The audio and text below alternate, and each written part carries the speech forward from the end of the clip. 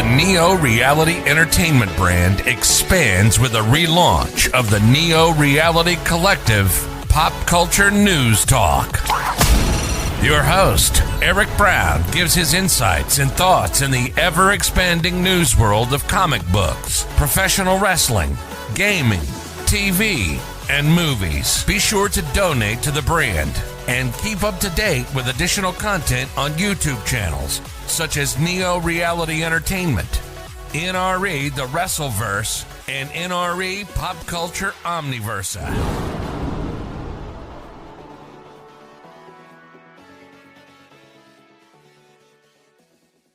Today's edition of Neo Reality Collective is brought to you by Anchor.fm, a free distribution service podcasting hosting platform that allows you to record your podcast on your phone or computer. Anchor will distribute your podcast for you so it can be heard on Spotify, Apple Podcasts, Google Podcasts, and so much more. You can even make money from your podcast with no minimum listenership. It's everything you need to make a podcast in one place. Download the free Anchor.fm app or go to Anchor.fm to get started today. Thank you and enjoy the episode. Welcome everyone to Neo Reality Collective. I'm your host Eric Brown, and today we are covering the 40th episode and a special one-on-one interview with a certain everyday fan group. You'll see in a sec.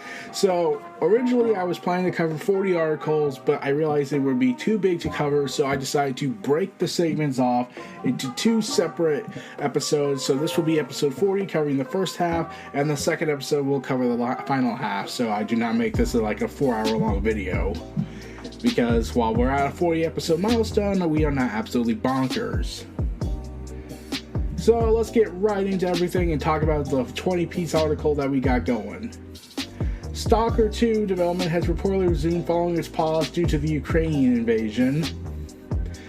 The Kiev-based GST Game World has recently confirmed it has resumed development on S.t.a.l.k.e.r 2 Heart of Chernobyl following a pause that was due to the Russian invasion of the Ukraine.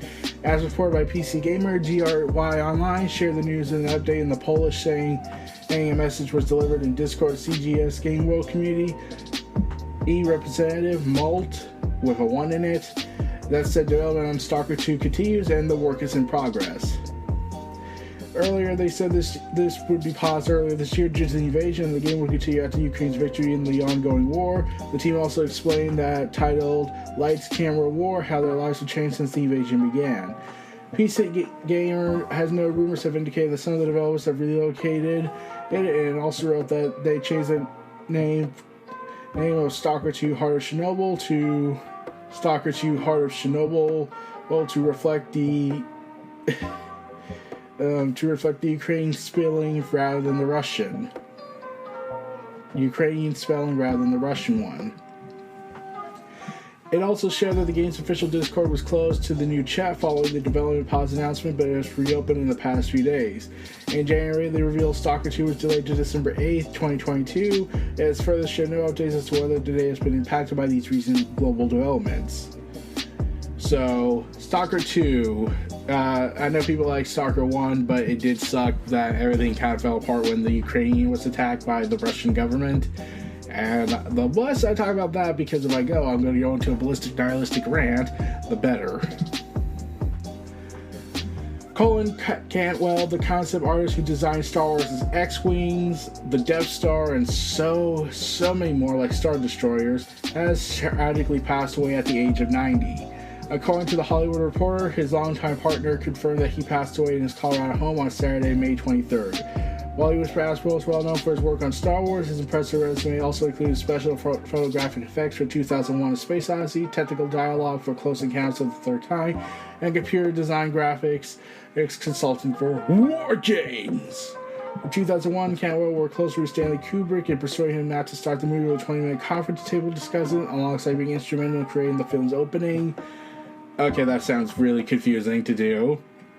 For War Games, he programmed the Heartland Packard monitors to show the bomb scenes in NORAD screens as the WOPR almost launched nuclear weapons. His work on the project would lead him to a program assembly that took the actual thing from a few colors to 5,000 colors. born in 1932 and was diagnosed with tuberculosis and partial retina detachment at an earlier age. During a Reddit Ask Me Anything in 2016, he said he shared that the cure was to stay in the dark room with a heavy vest on his chest to prevent coughing attacks. And talking about his past works and how he's tragically passed away. It's sad. It's very sad. Tragic all around. Rest in peace, Colin Cantwell, and may you find better days from in the beyond than what we're doing right now. Meanwhile, Top Gun Maverick revealed that the only one shot could only be filmed once because the set was blew away. The director revealed has spoken about the movie's astonishing practical effects and how one shot could only be filmed a single time because it destroyed the set. Ouch. So they had to ride into the danger zone to execute some incredible flying scenes, knowing that one shot even blew away the set and averting leaving the team with a single take to use. A scene where Stealth playing Dark Star flies over Ed Harris, it destroyed the set. You watch it rip the roof off the guard shack. That was not planned. That was a one take thing where we destroyed the set, and that's the only shot we got, and that's in the movie. It's perhaps no surprise since Dark Star caused that much damage. The plane's design was so realistic that China may have moved a satellite to keep tabs on it. Oh wow. That's awkward. So they chose to use practical effects as opposed to CGI for this movie because he wanted to capture the feeling of being a Top Gun pilot by shooting it for real. However, it required a lot of time and dedication from the cast and crew. Star Tom Cruise was created a rigorous Navy-approved boot camp to prepare his co-stars before the camera started rolling. So... And he also revealed that he shot over 800 hours of footage for the movie, and that there's no doubt to the impressive extent that the team went in order to film Maverick in the most realistic way possible leads to quite a cinematic experience, one that Cruise was determined to see play out on the big screen rather than streaming services. Ouch. Like, the film's out now, but imagine if they released the 800-hour cut. Oh boy, that would be crazy. So, the people of Eidos Montreal, who were recently let go of Square Enix and moved to another group because Square Enix were dumbasses that one day, decided to reveal that, yes, we were actually working on our own version of Final Fantasy XV right before it went back to the Japanese studios. Eidos Montreal's ex-art director of Eidos Montreal, Jonathan Jacques, I can't pronounce the last name, told True Achievements that studios worked on a really cool version of the game. Then they decided to bring it back to Japan, which I think was a big mistake, but it's still the truth. Ours was really, really cool. So it is curious to know where they would have went. How in 2018, a YouTuber named Super Bunny Hop reported on the existence of the project, saying it was a space opera RPG with a Western appeal, but wasn't much more fully fledged as a project than a plan for a game design and early art. So yeah, they had a very infamous turbulent development period. It went through a lot of extensive periods and very, very awkward. And yeah, it's amazing how far they actually get to that point with the game. Meanwhile, the Inquisitor, officially announced, developer The Dust has announced the Inquisitor, story-based action-adventure-based game on the popular books s.t.a.l.k.e.r, in which, in an alternate history, Jesus of Nazareth responds to his crucifixion with anger and rage rather than forgiveness and compassion. In the centuries that follows, his band of Inquisitors serve as violent enforcers of biblical law. You play as Moria and Madarium in the 1500s and will be up to you to show mercy to sinners or to punish them. They will let you decide the fates of those you encounter in the non-linear story missions. The Dust says you will solve the various cases and crimes of those who have transgressed against the faith, all while uncovering the truth of a darker evil from another realm that is trying to enter the world of the living. Okay, so they decided to basically cut the formalities and just say, what if we animate Jesus a bad guy in this context, where he doesn't give forgiveness and compassion, he just condemns humanity. Well, at least the Crusades would be feeling like they were more justified than ever in their eyes. Meanwhile, Elden Ring mod, let's move on from religious subtext. I'm pretty sure in the Marvel universe, I'm pretty sure that would be awkward considering the Jesus of Nazareth was a mutant according to the religiously devoted Exodus. So, meanwhile, Elden Ring mod pits every demigod against each other in a battle royale. The ultimate battle royale against all the demigods. YouTube user Garden of Eyes, who previously modded legendary summon Let Me Solo Her and into Elden Ring and pit Melina against every other boss, uploaded a video of all 6 demigods battling throughout a handful of different rounds with different rule sets. Ouch. So, they have developed a mod where the gods are battling. Well, I'm pretty sure we need to get Wonder Woman and solve this whole case. Clearly, this is the work of Mephisto. Or, granny goodness, we can go with the dramatically car route. Meanwhile, Raven Software QA workers officially vote to unionize, becoming the first official unionization group. The vote count was announced today over an official webcast meeting. Approximately 28 employees were considered eligible to vote, 24 were submitted, and 2 were challenged and rendered invalid. The working group voted to legally form the Gamer Worker Alliance, making it the first North American unionized AAA company. Indie studio Voodoo Video Games unionized late last year. The move allows members of the Gamers Workers Alliance to bargain with Activision Blizzard management over their employment contracts, a process we are likely to see unfold in the coming weeks and months, but at the moment, it seems unlikely that the publisher will make this process easy.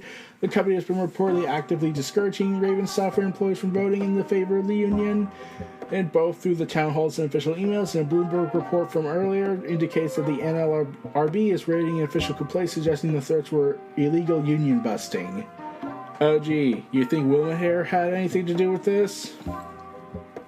Raven Software's QA's road to unionization has the news since December last year, when Activision laid off at least a dozen of Raven Software quality assurance contractors amid studio restructuring. Remaining members of the team subsequently held a lockout and protest to send layoffs, gaining the support of a number of other Activision Blizzard employees across multiple studios. The QA team managed to strike for several weeks, demanding full-time position for members of the Raven QA department, including those who were let go. However, it was clarified that in late January, a group of QA employees announced they were unionized with the Communication Workers of America, CWA. This was immediately followed by Activision Blizzard splitting 23 of its QA testers across various departments across the studio in a move that the CWA suggested was an attempt to dilute the group into a potential unionization. It also converted over 1,000 Activision Blizzard contractors to full-time employees, including pay raises and benefits, but clarified that unionizing workers would not be included in this group. 2 days later, they announced that they would not voluntarily recognize the union, forcing a vote. The vote took place by mail over the last several weeks, with the final count occurring on that day. So, Microsoft announced it would require Activision Blizzard, and Microsoft has since said it will not stand in the way of a potential Activision Blizzard union. And as all this was going on, Activision Blizzard remains entangled with a series of lawsuits and exposes, accusing it of harassment and unfair treatment of women employees, as well as highlighted legal scrutiny from a number of other directions, including SEC and the various New York funds, and even Phil Spencer has come out and said he will acknowledge the Raven Software Union Group. So, look what we got from there. Also coming out was the Dead Reckoning Mission Impossible Part 1 trailer that came out. Pretty good. And also, in that same week, we also had Thor Love and Thunder released, and featuring the first look at Christian Bale's Gore the God Butcher. The God Butcher. So, yeah, now people have complained saying he doesn't look comic accurate to the Gore the God Butcher in Jason Aaron's run. I think he looks close to it, but I feel like I do see the noticeable changes with the character, and I'm thinking either this is a practical issue or they just were like, this is a different interpretation of the character, so we could just say that it's a different interpretation of the character and be cost effective about it. So, yeah. And we also see Natalie Portman's Mighty Thor and Russell Crowe's Zeus. So Russell Crowe could say he was both Jor-El and Zeus, so he was God in one reality and a scientist in another who tried to save Krypton. And Christian Bale can say that he finally lived long enough to become the villain because he was Batman, and now he can say he's Gore the God Butcher, out to kill all the gods. Vengeance.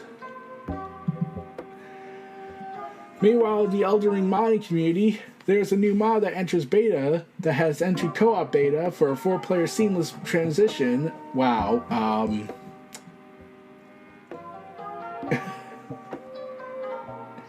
Oh man, that's kind of awesome. The beta started back on May 27th, but Luke, you didn't give any indication as to how long it will last or when the official release date for the mod would be. The mod also takes account to other limitations of normal Elden Ring multiplayer by allowing mounts to be summoned by all players, and friendly fire can even be activated by turning on PvP mode. Item drops from bosses will be applied to all players, progress is shared, and more. Wow, that's providing dedication right there. I gotta give them credit on that for that amount of detail. Meanwhile, the quest to find the next big thing in TV between George R.R. Martin's Game of Thrones prequel and Lord of the Rings series coming on Amazon. Well, House of Dragon versus Lord of the Rings Rings of Power. He's hoping both succeed, but he's hoping House of the Dragon does better. Speaking to The Independent, Martin said that he doesn't like how people are pitting the shows against each other, with House of Dragon being released on August 21st and Rings of Power on September 2nd, but he's competitive enough to want his show to outdo the other. The minute the dates of the match, it's like, oh, the battle for fantasy supremacy. It's Ring of Power versus House of the Dragon. Who will win? I don't know why they always have to do that. I hope both shows succeed, but I'm competitive enough to say I hope we succeed more. If they win 6 Emmys, I hope they do. I hope we win 7, but nonetheless, it's good for fantasy. I love fantasy. I love science fiction. I want more shows on television. The biggest events to happen. Let's see. House of the Dragon takes place roughly 200 years before the events of Game of Thrones and follows Daenerys Targaryen's ancestor as he wages war against the Seven Kingdoms, while Ring of Power takes place in the Second Age of Middle-earth's history, a time only briefly touched upon the trilogy. Amongst its many characters, there's the king who would cut off Sauron's finger off and claim the One Ring. I have the power! I'm just that guy that's like, well, they're on different platforms. I could just watch both. Hooray for streaming platforms! The morally justified platforms. It's beautiful. We're getting all this insane content, so I'm excited. Meanwhile, speaking of Lord of the Rings, Gollum finally has a release date. To this day, I'm still trying to wonder why they make a game about Gollum, because this takes place just before Fellowship of the Rings, and we know how that goes. He gets captured. But they did say that is focusing on the Tolkien books rather than Peter Jackson's movies. Yeah. And it will be a story-focused stealth game that will be available on PC, PS4, PS5, Xbox One, Xbox Series X and S on September 1st, and Nintendo Switch version also planned and should be released later in 2022. So, yeah, that's cool. Meanwhile, it's been revealed that the dream of playing Final Fantasy XIV solo is almost here, saying it's no exaggeration that Final Fantasy XIV is a beast. How long to beat pegs Final Fantasy XIV's co-op content over 1,484 hours long, while the single-player story content is anywhere from 106 hours to 1,565 hours. While Final Fantasy XV is and remains a rewarding and worthwhile MMORPG experience, there's hope for RPG fans to look for the experience of a story-driven single-player game. So, there's been some patches coming out that seem to indicate that, yeah, there seems to be a push for the single-player part of Final Fantasy XIV, but the beginning of the game will always be co-op and friends interacting. So we can be expected for excitement for that. We'll see how that goes, and I'll be looking forward to that. Meanwhile, Call of Duty Modern Warfare 2 has announced a release date set for October in a new tweet confirming the game. In addition, the over-top clip gave a sneak peek of some characters and the potential cover art showing Ghost. The skull match, but unlike the grim and gray look in the first Modern Warfare 2 is going for a neon green look. So, yeah. It's also been said that this could be the last annual Call of Duty game, as it was reported that 2023's Call of Duty game will be released in 2024, and the series may no longer be an annual franchise following the acquisition of Activision Blizzard. Well, good luck with that. Until Microsoft buys it, I'm probably not going to be interested in playing any of your games. Oh, and also, I hate to bring this part up, I don't play Call of Duty as much as I used to. I stopped playing after the 360 days. And then I played a little bit of Modern Warfare, but I mostly played for its story. I wasn't interested in its multiplayer. So, remember The Boys? Yeah, you know, The Boys. Well, they're hoping to make a cinematic universe out of it, but Amazon says they will build to it slowly.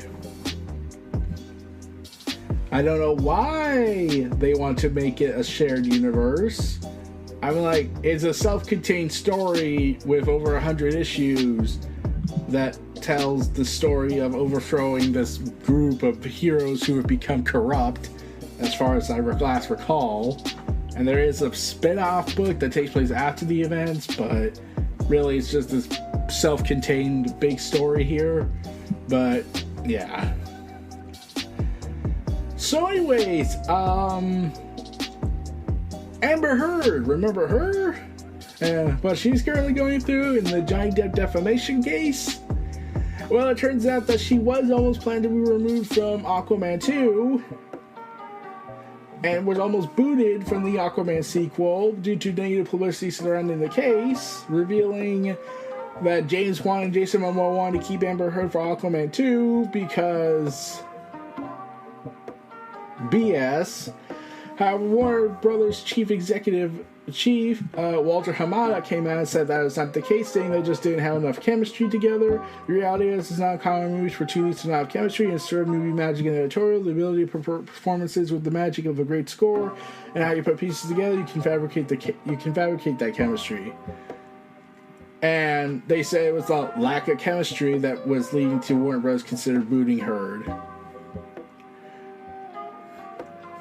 Oh, God.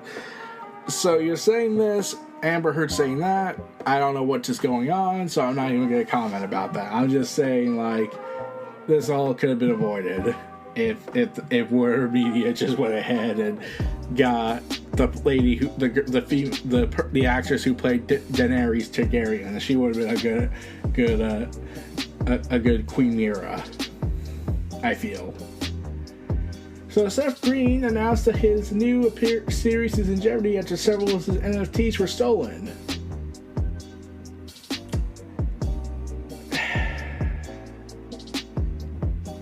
Do I even need to explain why NFTs are just a bad idea, it seems, with the lack of security?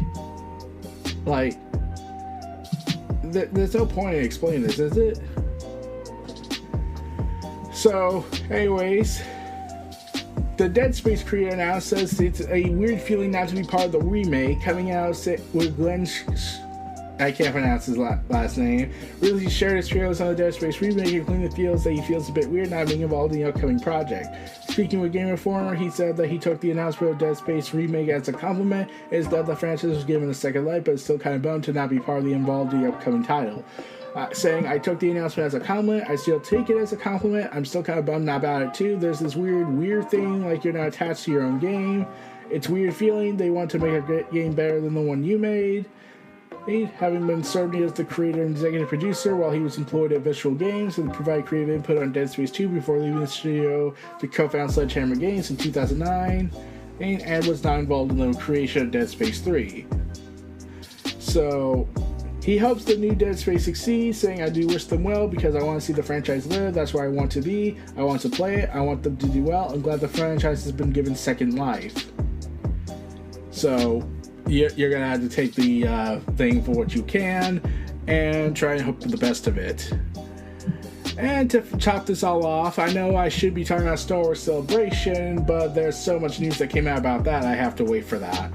So to end this all off, The Witcher 4 has entered pre-production. Confirmed on new CD Projekt Red post, the studio looked back on the first quarter of 2022, revealed that during this time it completed its research for the new Witcher game, adding a little more detail in the developer update video on their Twitter account. CD Projekt executive, I can't pronounce that name, so I'm not going to say it, said the game is now entering pre-production, saying we are very eager to revisit the universe, the president of the company said, which has shaped our history to such an extent. We recently concluded the research phase for the first game in the new Witcher saga, which means that from now on, further development expenditures will be capitalized on our balance sheet.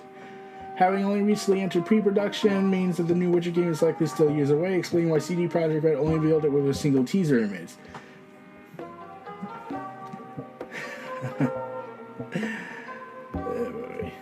CD Projekt Red confirmed the image to be that of Linux, but whether it's the new Witcher school or not is still up for debate.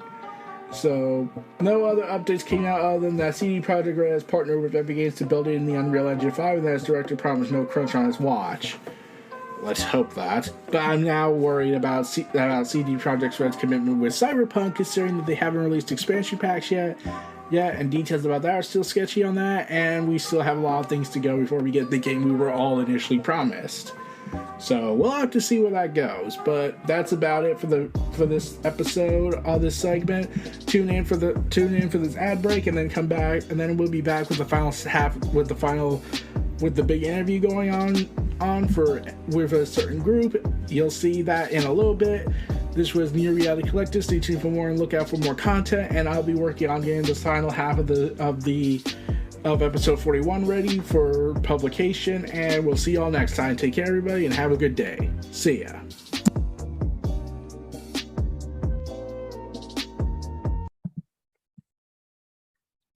Welcome, everyone, to the final half of this podcast of the 40th episode milestone. I'm with a co-host for this segment. For the first time in a long time, Neo Reality Collective has been expanding and trying to get into new opportunities and ventures. And I can safely say that I'm with the owner of the Everyday Fan site, and I wanted to get them on board to help showcase this launch and our new partnership with them. Tell us about yourself. Hi, I am Paul Casanova. We are EDF Sports, the EveryDayFan.com.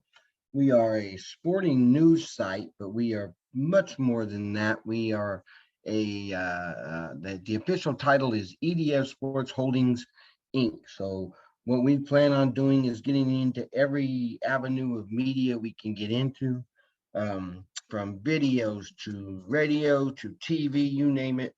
We plan on being there. Right now, the magazine is centered on sports news, and we have people spread out all across the country. We have actually people in 8 different countries who cover sports, and we are credentialed in just about every sport out there. So we try to bring the news, as we say it, the news that everyday fans like us would want to hear. Good sales pitch. So this is what I wanted to ask you. What did prompt you to start Everyday Fans? Well, we originally started with a group of writers and content creators from across the web. We've all been from SI, fan-sided, just about everywhere that you can think of out there. We've had people, or we've all been there. And this business is a little crazy when you get into these little smaller type of magazines, and it's just we just wanted it to be different. We knew things that were wrong with the business. A lot of the business is always hyped on helping the business become better, and that's fine. We all want the business to be better, but it wasn't so concentrated on helping the people grow. And so our main objective here at EDF Sports is to help everybody who's here to grow. If you are a podcaster, we want your podcast to be seen by everybody. If you're a writer, we want you to be the best writer you can be, and we'll help you in any way that you can do that. And that's been our focus, and we've actually done a really good job of it. We've had people that are now on news anchors to doing their own thing in the podcast world. Pretty good. So I think we've done pretty good. All righty. So yeah, the so yeah, I had some talk with the owner of Everyday Fans, and we were talking about a potential deal and work things out. And I can safely say that New Reality Collective has a bit of a partnership going on with Everyday Fans, and this starting off with this episode, with the 40th episode milestone. Technically, it's like what, the 80th episode, because technically there was a season 1 of New Reality Collective, and And that you was on can't my lose old. you can't lose that first season. Come on. Yeah, yeah. Yeah, so the New Reality Collective thing. Okay, let me just say this. This was just an off the wall idea I had on my New Reality Entertainment channel. Like, I wasn't really doing much content. I couldn't really think much of what to do. I could have just done video game stuff. I Yeah. was still doing thoughts videos on selected topics like comics, games, and movies. But I was like I always been on Twitter, and I always talk about the big news going on in pop culture or the infuriating stuff that goes on in WWE, and that's just my opinion on that. Right. So Yeah. yeah, so I thought, could I make something out of this? So I thought of this idea of a daily news show. I would produce an episode every day because there's a ton of news. I would round up a bunch of articles and stories that I was personally interested in, and the season was, and it lasted for a while. It lasted for about 2.5 months, and yeah, that was an intense work period on that, because I was now making 2 videos a day, and I had other big projects I wanted to do, which were pretty painful hassle half the time, and that's to be expected when you're going into content creations. Oh yeah. You got to have the time to do it right. Yeah, this was during the pandemic at the high point, so I was off work. I had virtually nothing to do, so I was like, okay, I got this free time on my hands. I got a lot to do. I don't know what to do with it, so we'll just think of it as we go. Well, like we always say, if you're passionate about it, man, it'll show. And from the ones that all the shows that I've seen of yours, I mean, you definitely have some passion. So Thanks. that to me is all it takes in this business. You got a passion for what you like, you'll be able to come across to anybody. Thanks. And one of the things I did, here's the thing: the biggest high point I ever got on my Neo Reality Collective brand podcast stuff, Pop Culture News Talk, I actually landed an interview with someone who worked at DC Comics and at Image Comics, and is currently working at Marvel currently. Oh, nice. Yeah, I got Steve Orlando, the writer of acclaimed series such as Supergirl. He's also done some Scarlet Witch stories, and he's currently working on the Destiny of X title Marauders. All right, very nice. Yeah, I did try to get other people to interview for the podcast, but they never got back to me on that. But the thing that really started changing things is because I started getting burnt out, because I was making 2 videos a day, and I was like, I gotta keep making one episode a day thing. So I then suffered a burnout, which sucked, and the episode lasted for about, and the series lasted for about 46 episodes with 3 bonus episodes. So That's equaling a up good amount, to, though. yeah, lasting for about a total of 49 videos. So that was 49 days worth of news all covered and whatnot on my end. I also did this bonus segment where I would showcase the comics I bought that day when the comic book industry opened back up. Oh, okay. And yeah, it was fun, but eventually it was like I needed to break myself away from this for a little bit because I was burnt out. Yeah. And I didn't know when I would be going back to work soon. Yeah, I mean, it can definitely do that to you, boy. You can get into it. Like I said, you do it right. It takes time, man. People don't understand how when you do a podcast like yours, the quality that it is. It's not a quick thing. You know, you have to put in a good amount of time to do it right. Yeah. And this was just like my first starting off. It was starting off as a simple YouTube video podcast. I made these overlays to act like I'm on a news network and I'm talking about the news. Yeah, yeah. Yeah, that was just a little gimmick I was trying out. I think I saw even one had of those, I even used the OBS feature to make a news ticker, so to speak, to have this news beat dragging on the bottom of the screen. Yeah. And I eventually, after the Steve Orlando interview, that was pretty good. I thought I would get more interviews. I was trying to get James Tynion the fourth, which would have been awesome. He was the writer of Batman at the time. Very nice. Sadly, he was too busy and I couldn't get him. Then I tried to get some other writers, but they never got back to me on that. So I kind of moved on and did the episode still. And eventually, after I got burnt out, I went and did some other content. Then my YouTube algorithm, oh God, the YouTube algorithm. Oh God. My nemesis. You could do a whole season on YouTube and the pro. Yeah, I was lucky enough to even get like from the most consistent amount of viewership I got on the podcast. The highest episode was the first episode with 72 views, but every episode after that were between 30 to 50 people watching. Some were, but there was a down period after the Steve Orlando interview where I was only getting about 20 to 30. Right. You want to hear something funny? Is we started off our signature podcast, the EDF Sports Podcast, and my name is Paul Casanova. Well, there was a baseball player with the same name some years back in the 70s, and he was from I want to say Argentina, but don't hold me to that right now. But in any case, when our pod started, we got a large following in that country. Well, So, at least I that don't was a know good start.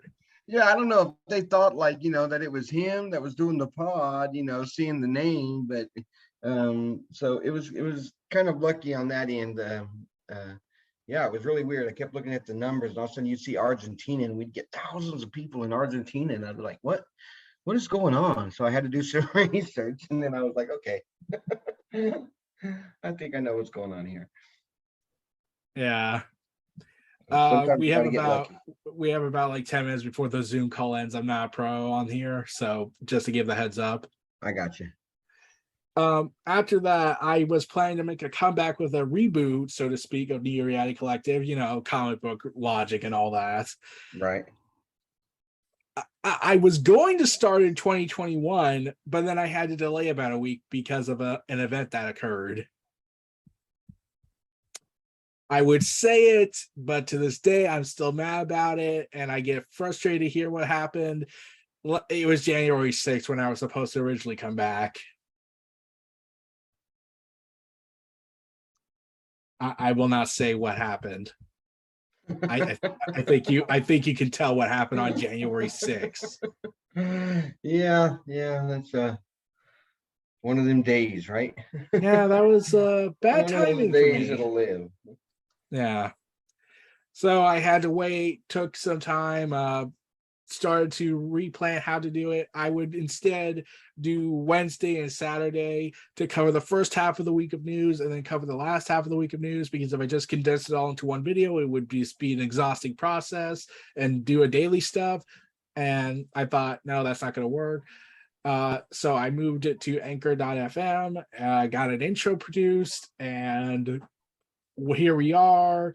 There were a couple of hurdles where I took some breaks because I needed to take some time to reevaluate myself and work. And then I got back to work, and then I had to readjust the schedule again. And I was still working on other projects at the time. Like I do fan fiction just for the heck of it.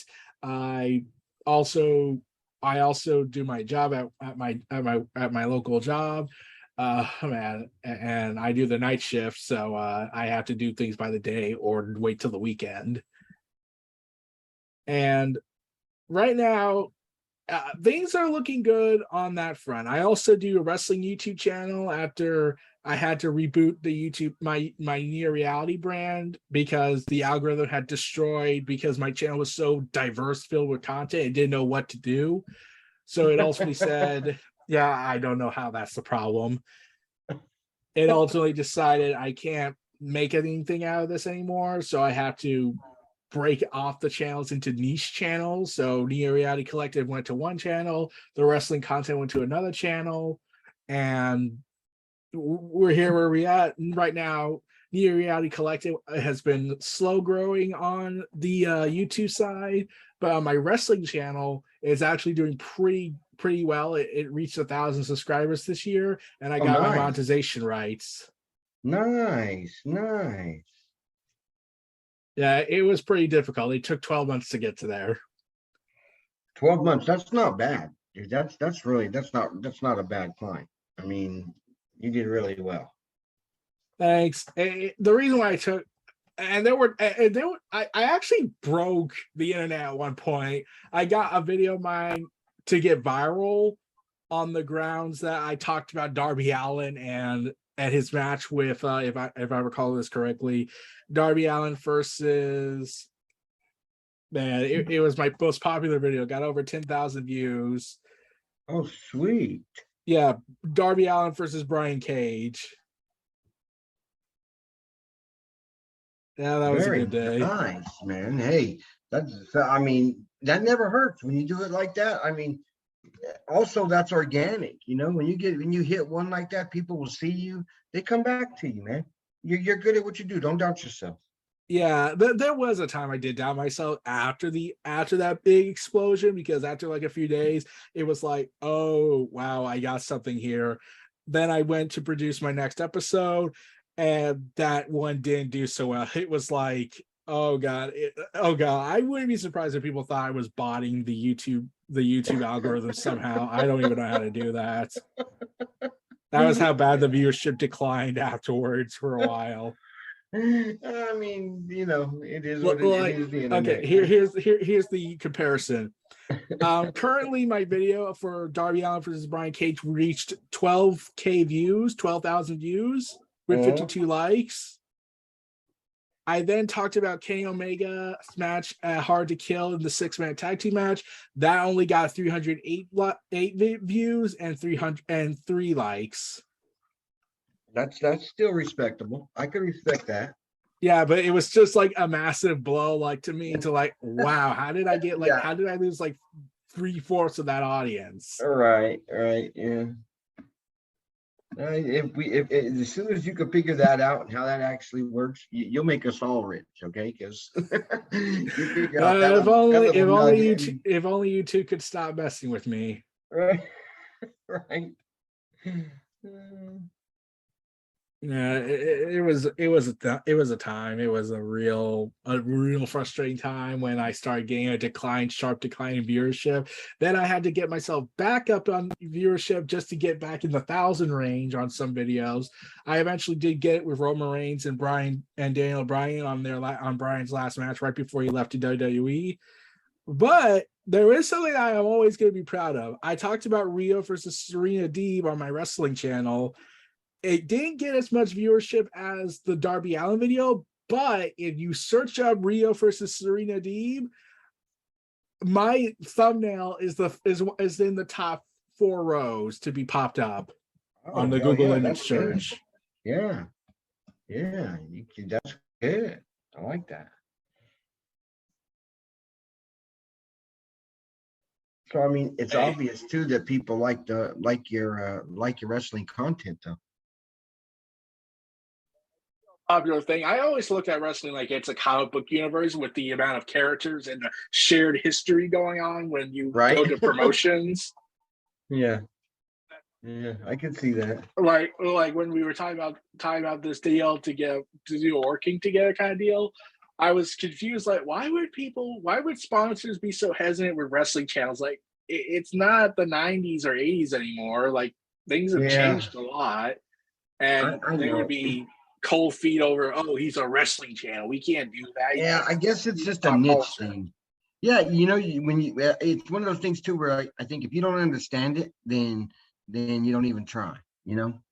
And so there's a lot of people who don't even try to understand wrestling, and those people miss out on a lot of stuff. Yeah, you get closed-minded, and that's what happens. And I see that a lot with that. And I'm going to call it a sport because I think it's a sport no matter what. And